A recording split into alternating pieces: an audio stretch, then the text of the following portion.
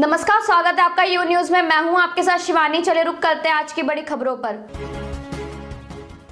हुई लोहे के हिस्से को गाड़ी के, और वो मुझे लगी तब मुझे एहसास हुआ कि हम गिर गए। फिर तीसरी गोली चली, इसने मेरा आगे वाला शीशा पूरा डैमेज कर दिया। चौथी गोली पे मैं नीचे हो गया, जो गोली आपने देखा कि वो सीधी उसमें लगी। अगर मैं नीचे ना होता तो वो मेरी छाती के आर पार चली जाती। फिर वो गाड़ी 10 मीटर आगे जाके रुक जाती है। वो दो हवा में फायर करते हैं जैसा मैंने देखा, और फिर उन्होंने फिर हमारी गाड़ी फायर किया। वो फायर जो है गाड़ी के नंबर प्लेट पे लगी। मेरा यह मानना है उनको ऐसा लगा होगा कि हमने जो काम करने आए थे वो कर दिया, अभी मर गया शायद, जैसा पहले कई घटना में हो। फिर वो शायद सरेंडर करने के मूड में थे, लेकिन जैसे ही मनीष ने गाड़ी को मेरे कहे से यू टर्न लिया, उनको समझ आया कि जिंदा है, तो वो वहां से भागे। हमने पुलिस को बताया कि ये गाड़ी का नंबर है, फिर उन्होंने उसको इंक्वायरी किया। पुलिस के अच्छे अधिकारी यहाँ हैं, उम्मीद है वो अच्छा काम भी करेंगे। लेकिन ये स्पष्ट हुआ कि अपराधियों में कोई डर है नहीं। कितने लोग थे? 3 लोग। 3 लोग थे। 2 लोग असले से हमला कर रहे थे, एक व्यक्ति गाड़ी चला रहा। चंद्रशेखर जी, कोई थ्रेट कॉल आया हो आपको इससे पहले, कोई धमकी? पिछले कई सालों से आ रही है। मैं लगातार पुलिस को इंटीमेट भी करता रहता। मैंने डीजीपी को भी लिखा, गृह मंत्री को भी लिखा, मुख्यमंत्री को भी लिखा, यहाँ के पहले एसएसपी डीएम थे उनको भी लिखा। लेकिन डीएम साहब जो पिछले थे, अखिलेश सिंह जी, उन्होंने साफ मना कर दिया कि चीफ मिनिस्टर नहीं चाहते चंद्रशेखर को सुरक्षा दी जाए। मेरे आज भी याद है ये बात, क्योंकि मैंने एलआईयू के अधिकारी द्वारा पूछा कि भाई मैंने आपको बताया फिर क्यों नहीं हो रहा है।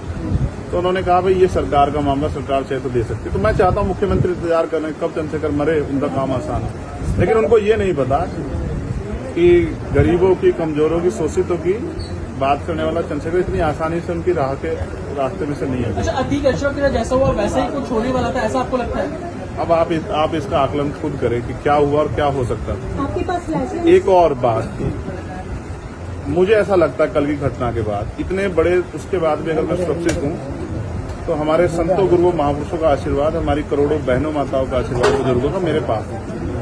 और मैं जो जिम्मेदारी मैं लेके मैदान में आया हूँ, बाबा साहब अम्बेडकर, मानव काशीराम साहब, सदगुरु रविदास जी का जो बेगमपुरा राज का सपना है, मानवता के राज का सपना है, संविधान को लागू कराने का है, इन वर्गों का अधिकार देने का है। जब तक वो पूरा नहीं होगा मैं कहीं जाने वाला नहीं। गाड़ी को मीरपुर में छोड़कर अपराधी भाग जाते हैं, तो उसको कुछ और बता रहे, कुछ तो कहानी कुछ और नया मोड़ देने की कोशिश हो सकता है वो चाहते थे जो गुजरों और दलित समाज में एकता बनी है वो एकता टूट जाए। ये होगा ही नहीं कभी, ठीक है, ये नहीं हो सकता। अमेठी पंचायत आप लोग कर रहे हैं अपनी मांगों को लेकर। हमारी लीडरशिप ने ये निर्णय लिया है कि जब 24 घंटे में गिरफ्तारी नहीं हुई तो हमें अपने लोगों को भी जवाब देना है।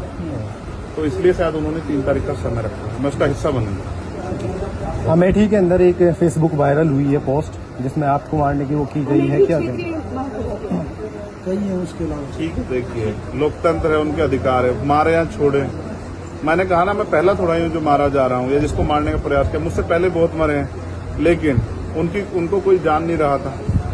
मुझे लोग जानते हैं तो मेरी बात आगे बढ़ती, लेकिन मैं अपने लोगों को मरने नहीं दूंगा। ये भी मैं उनको संदेश देना चाहता हूँ। पोस्ट किया है अमेठी क्षेत्रीय महासभा से कि इस बार तो बचिए, अगली बार नहीं बचे। देखो, मैं गोली से डरता नहीं, मैं गोली से, बंदूकों से नहीं डरता हूँ। मैं संवैधानिक रास्ते से चलता हूँ, संविधान को मानता हूँ। गोली चलाने वालों को भी कहना चाहता हूँ कुदरत उनको सद्बुद्धि दे, गलत जगह पंगा ले रहे हैं।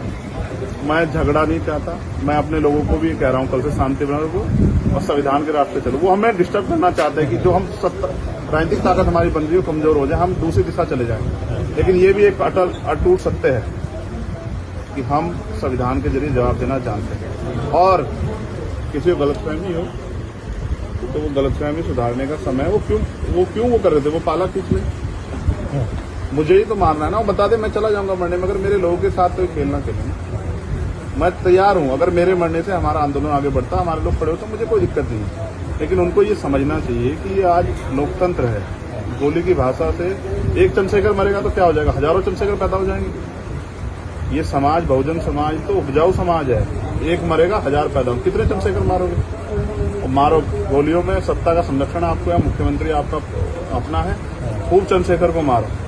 हर जिले से चंद्रशेखर पैदा हुआ। पहली घटना आपके साथ लेकिन बाबा साहब मुजफ्फरनगर। अम्बेडकर और माननीय काशीराम साहब को सपना पूरा करे बगैर संविधान को लागू करवाए हम लोग जाएंगे नहीं। चंद्रशेखर भाई, पहली घटना आपके साथ मुजफ्फरनगर में हुई, दूसरी अब देवबंद में हुई। क्या लगता है कि आसपास का क्षेत्र उससे पहले बुलंदशहर में हुई? अगर पहली घटना पे ठोस कार्रवाई हो जाती तो अपराधियों के हौसले कमजोर होते हैं। लेकिन मैंने कहा ना कि एक रानी का नहीं, प्राइमरी स्कूल के हेडमास्टर का बेटा है, एक गरीब माँ का बेटा है, तो मर जाए क्या फर्क पड़ा, किसी को क्या फर्क पड़ता है। उनका रास्ते घाटा आसान से निकल रहा है, तो इसलिए उनको लगा कोई वो नहीं। लेकिन जनता समझ रही है। मेरे एक एक खून का जवाब मेरे लोग जो है ना मुझे संरक्षण देके देंगे एक आखिरी सवाल और सबक सिखाएंगे भारतीय जनता पार्टी की सरकार को, जिसके अब संरक्षण में गुंडे पड़ रहे हैं। एक आखिरी सवाल है, क्या ये पॉलिटिकल अटैक था आपको लगता है? पुलिस जांच कर रही है कि मेरे मरने से किसको फायदा हो सकता है, कौन मुझे चाहता मैं मर जाऊं। पुलिस जांच कर रही है, मुझे उम्मीद है पुलिस फेयर जांच करके कोई मैनिपुलेट करके नहीं सही जवाब देगी कि उन्होंने ऐसा क्यों किया। चंद्रशेखर का जो कद बढ़ रहा है देश के अंदर, कई मुख्यमंत्रियों ने भी अब ट्वीट किया है, ओवैसी ट्वीट कर रहे हैं, कई और कर रहे हैं, तो इस चीज को क्या ये लगता है कुछ भी गलत होगा तो लोग बोलेंगे। अगर कल मेरी जान ही चली जाती तो लोग फिर भी तो उनको पीड़ा होती, उनको अपना भी देखना है, कल उनके साथ भी हो सकती है। ये लाइन ही विचारधारा ही गलत है कि गोली से ऊपर, और ये बीजेपी की भाषा है, गोली मारो सालों को, ये वही उसी वो उपजाऊ हो रही है। देखिए बहन जी से मेरी कोई नाराजगी नहीं है, मैंने उनको हमेशा बड़ा माना, वो मुझे छोटा नहीं मानती अपने परिवार का।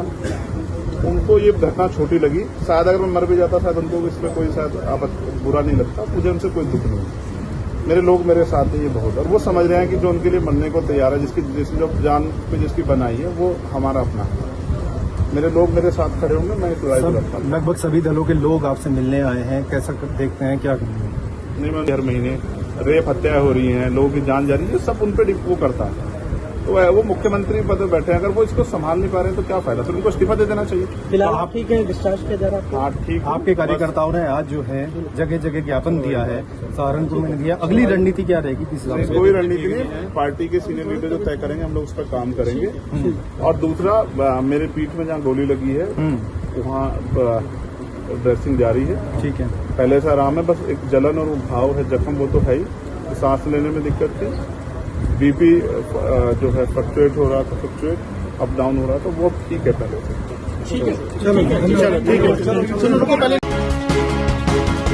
मेरे साथ बस इतना ही। बाकी की तमाम खबरों के लिए देखते रहिए यू न्यूज।